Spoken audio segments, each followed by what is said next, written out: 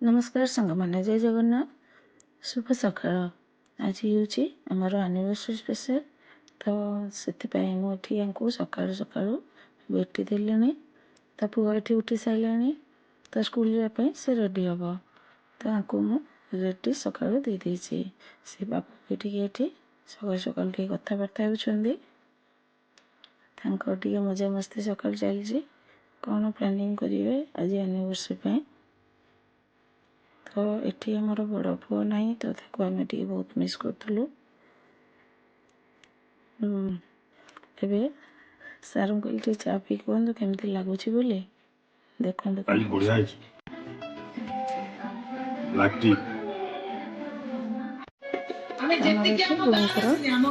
चली सकाल उठला मैंने से मत पचार कौन कहूँ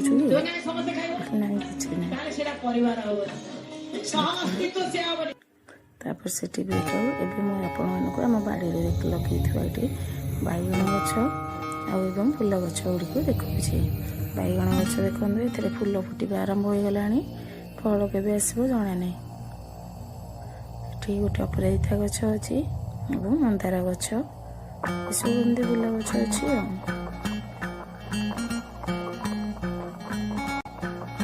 सकाल सकाल ये सब जिनस देखा बहुत भल लगे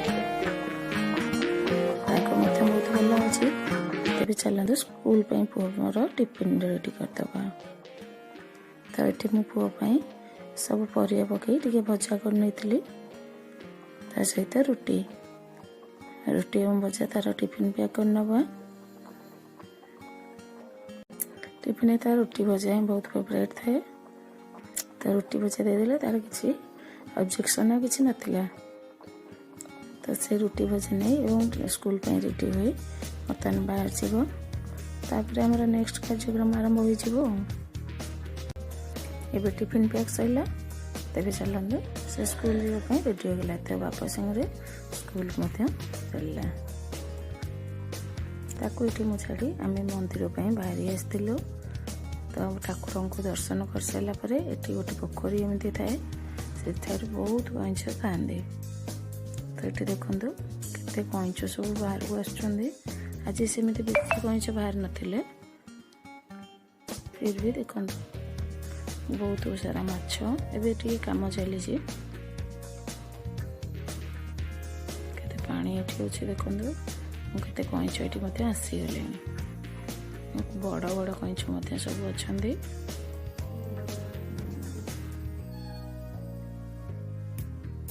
देखो मुझे पाखक जावा गोटे कईंच कमी पाखक पड़ी आसाला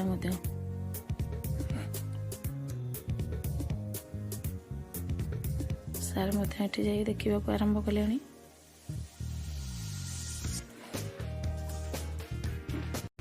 आर चारिपटर दृश्य टी देखो बहुत सिनेमाटिक लगुच ना परिवेशटा बहुत खूब सुंदर है तो सेठी आम किसी समय एमती रही आम एपटू आसी मंदिर बाहर को आसी किसी आम फोटो फोटो शूट करूँ तो आपको चलते से सब फोटो गुड़िक आपको देखे नेबी केमती लगुच निश्चय जणाइबे।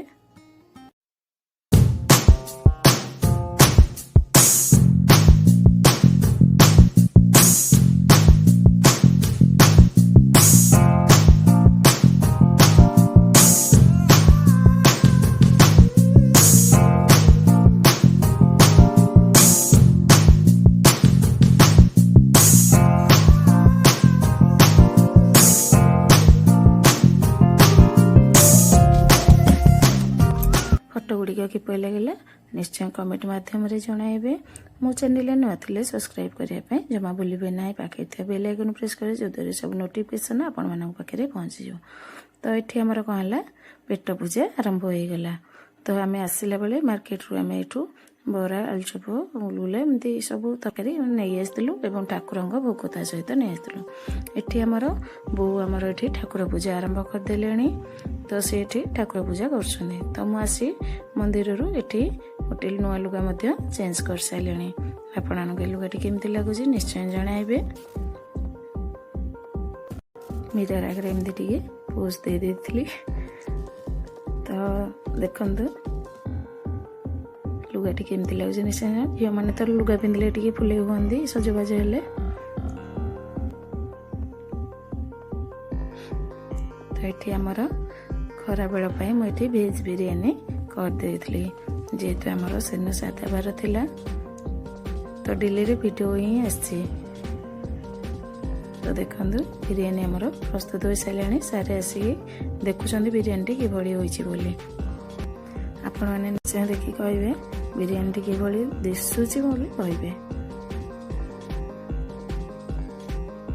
ତ ଏଠି ବିରିୟାନୀ ଆମର କିଭଳି ହୋଇଛି ଦେଖନ୍ତୁ, କ୍ଲୋଜଅପ୍ରେ ମୁଁ ଆପଣଙ୍କୁ ଦେଖାଇ ଦେଉଛି।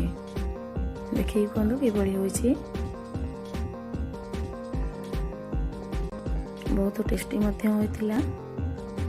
ତ ଏଠି ମୁଁ ଆଜି ନା ବହୁତ ହାଲି ହେଇଥିଲି, ତ ସେଥିଲାଗି ମୁଁ କହିଲି ଆମେ ଆଜି ଏମିତି ଖଲିରେ ହିଁ ଖାଇନେବା। ସାର୍ କହିଲେ ହଉ ଠିକ୍ ଅଛି।